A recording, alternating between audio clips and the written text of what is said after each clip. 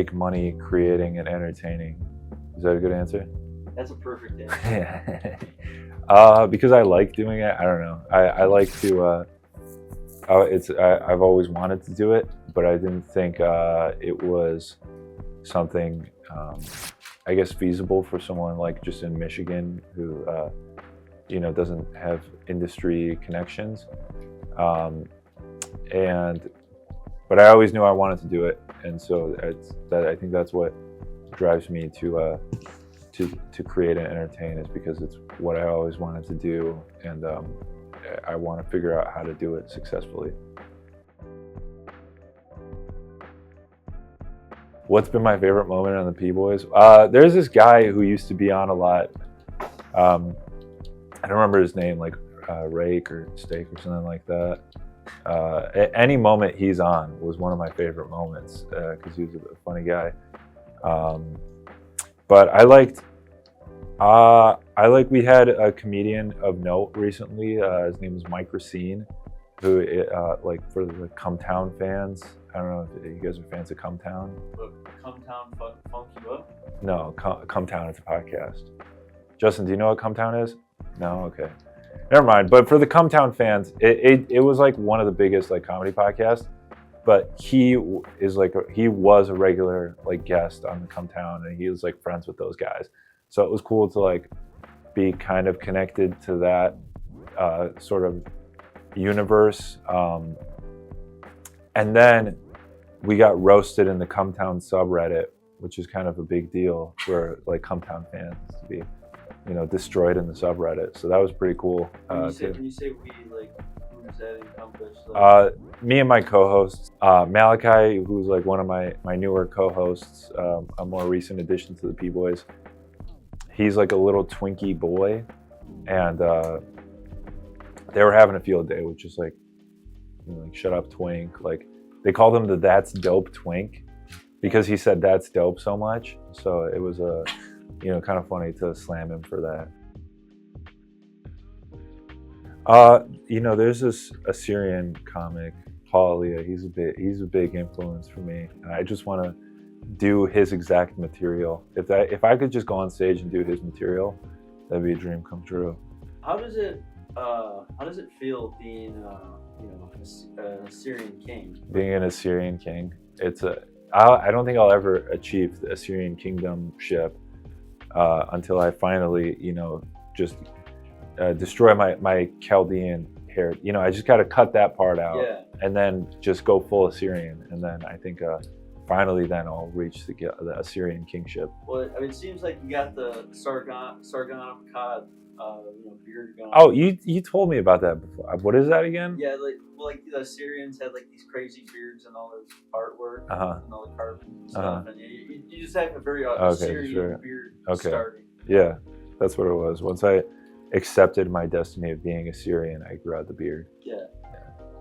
Who have been? Do you want a serious answer for that? Dave Chappelle was like, I was a big fan of him when I was a kid. But I don't really do comedy like him. I do more like jokes, like set up punchline jokes. He kind of does more like stories and kind of long-winded stuff. I think now that I'm older, I probably like get more inspiration from like Norm Macdonald or like Mark Norman or someone like that who, more of just like a dumb jokes. Yeah.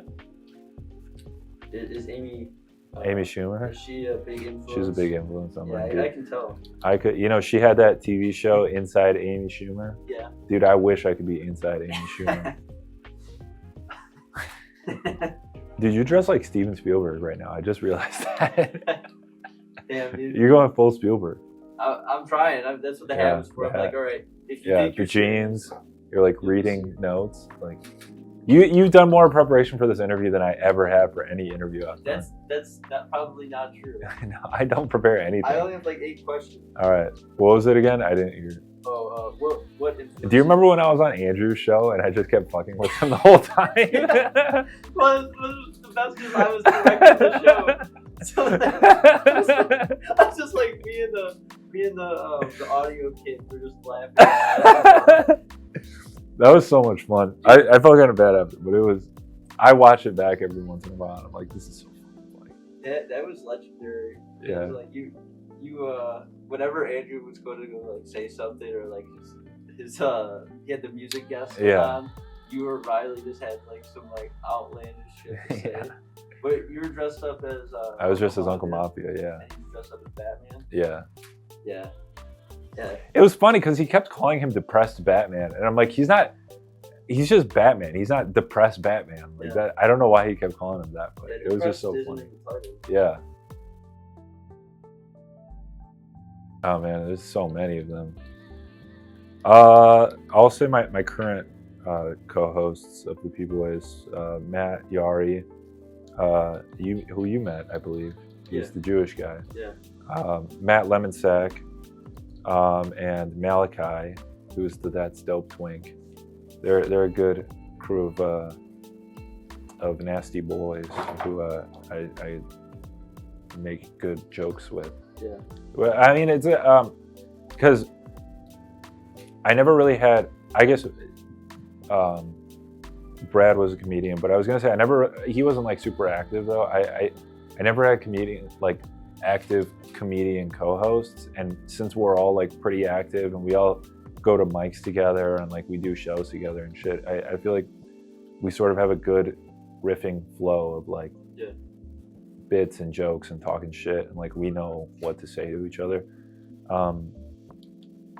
It's only been a few months of having like these three on, so probably in a few more months I'm gonna have a new round of co-hosts, but at least as of right now I'm having fun with them. Yeah.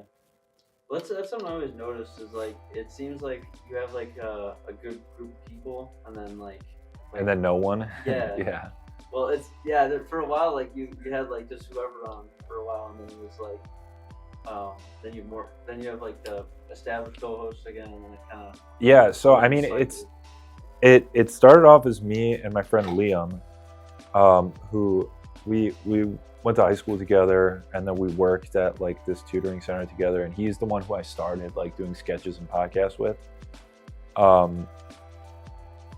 So it started just us in my parents' basement, and then we started getting other local comics to come on, and in a storage unit that I was renting. But then eventually the podcast was like on and off for a while, and then once we were sort of like in a good flow of like consistently podcasting and getting like other local comics consistently on, he moved to Midland with his girlfriend, and he's been there with her ever since. Man, it's probably been like a year and a half now since he moved there. But so that's when and Brad, who you met, he was I met him doing open mics, and he would co-host sometimes when Liam would be out of town or like couldn't make it for whatever reason. And so I asked him if he wanted to be the full-time co-host, and he was down. And it was going good for a while with him. I liked talking movies with him, and because he was another like movie fan, and so we had that in common. Yeah, I'm giving like the whole history of the podcast here. Yeah. Should I keep going? Yeah. Okay. Yeah, and so while I was doing it with Brad, another guy I went to high school with, Gunnar, wanted to guest on the podcast because he was another movie fan. So I had him come on a couple times, and he said that his brother Riley wanted to come on. So then his brother Riley joined, and they started to be like regular guests. And then Brad didn't want to do the podcast anymore, so Riley became the new full-time co-host. And then, so Brad, I also haven't talked to him in a while. So no, not really. I don't know if he still. I know he still does comedy, but I don't think he does it as often as I do. Just because I don't see him at any open mics, and the only time I'll see him like every once in a while, I'll post about a show that he's doing. So yeah, I haven't kept too well in touch with him, but I hope he's doing well. Riley was a co-host for 6 months or something like that for a while. And then I don't know, it's kind of a weird abrupt ending with Riley. There wasn't really like one cause for him to no longer be the co-host. I like doing it with him, but it was I don't know, just a sort of I texted him one day like, do you want to, we got to schedule this thing to shoot, and didn't get a response for like a couple days, and then I was like, hey, like, you know, is everything okay? And he was like, yeah, I'm sick, and then or I was sick. Bless you. Jeez. May God bless and keep you, brother. Yeah, and then I never heard back from him after that, and so yeah, just I kind of figured like he's probably not interested or has other stuff he's doing or whatever. So I just was like, fuck it, like I'm just gonna figure something else out. Was co-host list for a while. Yeah, Kevin, I've known him for a long time. He was like one of the first guests, I think, of the P-Boys. He might have even been the first guest we've ever had. This was back when it was called Paradise on Earth, before it was even the P-Boys. But he's a good dude. I was co-host list, and then he just kind of came in and was like, I'm going to be our co-host. And then he like just kind of became the co-host. And then randomly one day, he told me he's going to move to Nashville. And so I was like, all right, I got to figure something else out. What's going on? You can keep talking. I'm just trying to make sure it's like totally focusing. Okay. Yeah, so Kevin moved to Nashville. And then I don't remember how I got these guys to all be the consistent co-hosts, but I just, I think I just asked them all, like, Malachi wanted to be a consistent co-host. Matt just kind of told me like, yeah, I wanted to be the co-host. And I was like, all right, cool. So it's just going to be the two of them. And then I had Lemon Sack on, who I'd known for a while doing comedy, and he liked doing it. And then we did like a contest, like whoever the fans get to vote who was like the best guest, and then that person could be back for an episode. And he won because he had a bunch of his friends go comment for him. And then I was like, do you just want to be the consistent co-host? And so he was like, yeah. So now it's the three of them. And it's good. I like having a lot of co-hosts because if one of them can't make it, I still have two other people who I can host with. So it's like, but there's typically like 5 people on the podcast now, like a guest and then the 4 of us. So it can be a lot for some people, like having 4 guys just kind of like all talking over each other. But also sometimes one of them can't make it, or, you know, if some of them can't make it, then, you know, I can always fill in with just one of them. So it's been good. I like the direction the podcast is going. Like it's starting to get like consistently good views. Everyone locally watches it, which is cool. Like I can go to any open mic and like people watch the P-Boys and they tell me like they watch the P-Boys, and like people want to be on it. Like people ask me now like if they can be a guest, which is cool, because I used to like beg people to be on the podcast, and now it's like people are asking me to be on the podcast, which is cool. And we're getting in with like bigger guests, which is cool. And it's also like helping with stand-up, because like now it's not like a huge deal where it's like a Joe Rogan, like, but it's like a locally known podcast, and like people can say like, you know, the P-Boys at their show or whatever. So yeah, it's like a Detroit comedy. Yeah. Podcast. Yeah, that's like, we say it as a joke on the podcast that we're like the biggest Detroit comedy podcast, but we really are. I mean, there's not like other comedy podcasts that have the numbers that we have. I mean, there might be, and they're just so much bigger that I don't fucking know about them. But from the people I know who have podcasts, ours get more views. We have more subscribers. Like more people know about it.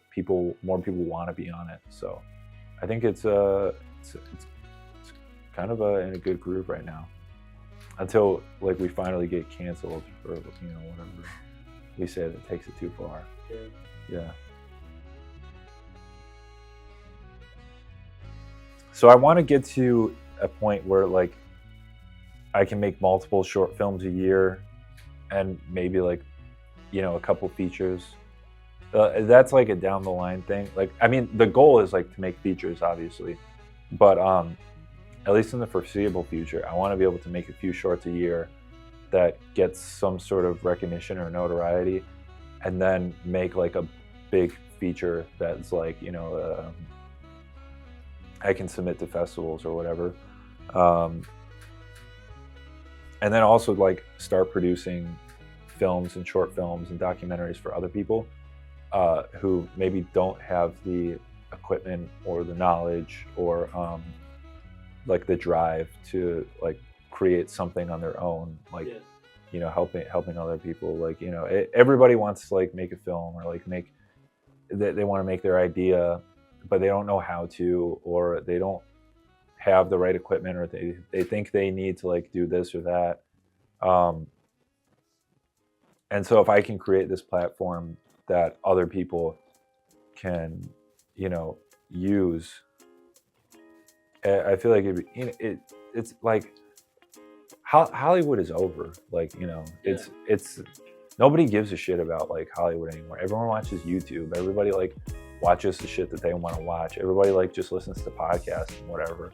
Like, no one cares about Jennifer Aniston or like fucking, you know, whoever the big like stars are. And realistically, you can do all that shit on your own. Like, you don't need to move to LA. You don't need to like suck Harvey Weinstein's cock. Like, you can just, you know, figure it out on your own.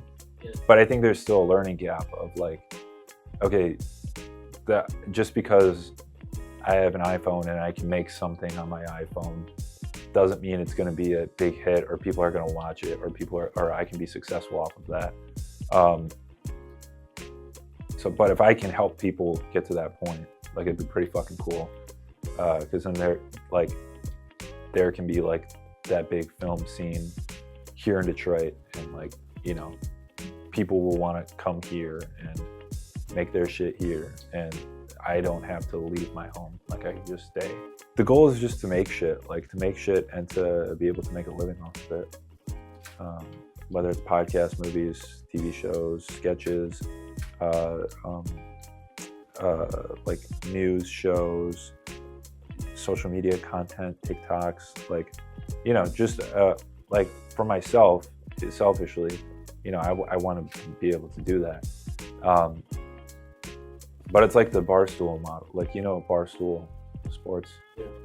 It's like all these fucking nobodies, but they all have like podcasts and they all make like millions of dollars, like just doing podcasts for a living. And so it's like, if I can get like a good crew of like personalities who like host their own podcasts, make their own movies, make their own documentaries, make a TV show, you know, just start like a whole like collective here in Detroit, and people, you know, maybe we'll find value in something like that. Really just itself, like the more podcasts we do and the more content we make, I think that kind of like drives us to like, what other type of content can we make? Like we did it on a podcast, we jokingly brought up like doing a duel, like with like a cowboy, like showdown duel with like guns.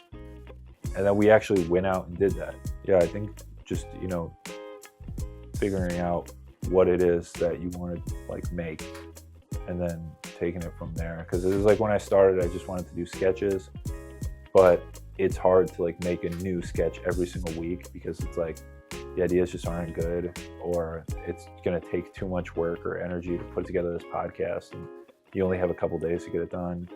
And plus, like with like work and life and with like, you know, stand up and exercise and sleep, it's just like, you know, so much shit that you do in the day. How much of your time are you going to spend like writing a script and then finding actors and then setting up a time to shoot and then editing it and like going through all that shit.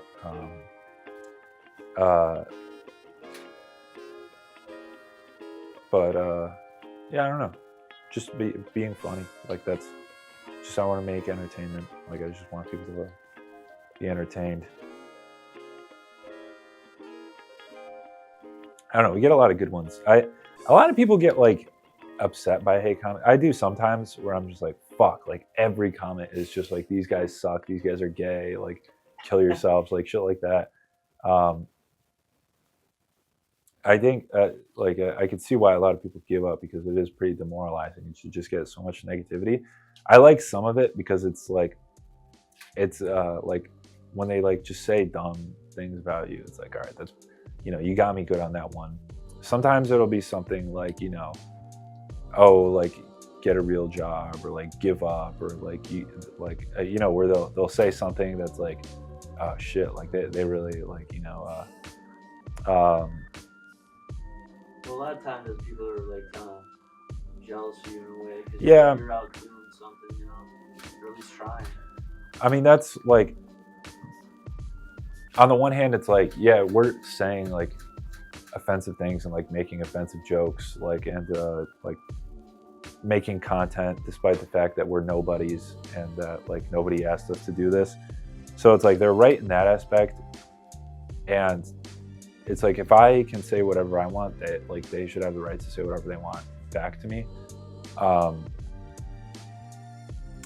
But yeah, it does kind of like sting sometimes when it's just like, you know, you guys are gonna fail. Like someone will say something like that, and I'm like, what the fuck, dude? Like why? Yeah. Like that's not nice. But because I don't leave hate comments on anything. Like I talk a lot of shit on the podcast or like in person, but that's just like because I'm just joking. Like I don't like go comment on things like you fucking suck, you should kill yourself or whatever. But that's gonna come with anything. Like literally anything you post online is gonna get hate comments.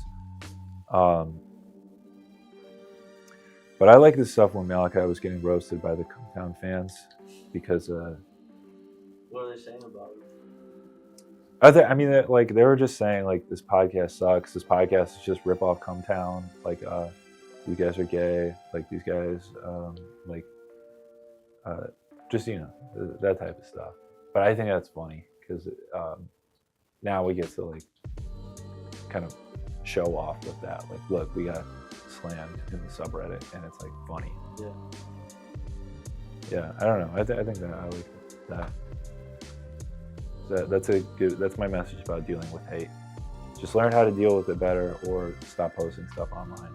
Or become a hater yourself. Or become a hater yourself. You can do that too. And then you just spread the hate. Just keep spreading it. My final message to the audience is don't take things too seriously. Do the things that you want to do, and watch the P Boys on YouTube every week and subscribe because it helps me to feel better about myself.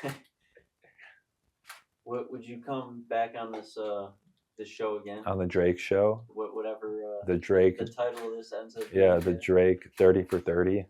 Yeah. Yeah, I would. For 40 minutes with Drake. 40 minutes with Drake. Yeah, instead of 60 minutes, it's a 40 minutes. Yeah, exactly. Yeah. And because I took so long to. Right. Yeah, I would. Help Justin set up. I would come back up until I get so big and famous that I don't know who you are anymore. Wait, what did someone say? Oh, what did he say? Big upping or show? Yeah. What did he say? Like, I don't know, like switching up. Switching yeah, up I'm gonna switch up on you. Yeah, I'm like, damn, dude. You just switch up on him and become famous. He's not gonna become famous. So I don't think you have to worry about that. I don't think he is either. And that's staying in there. That's staying in. Take that, Cloudy. Fuck you.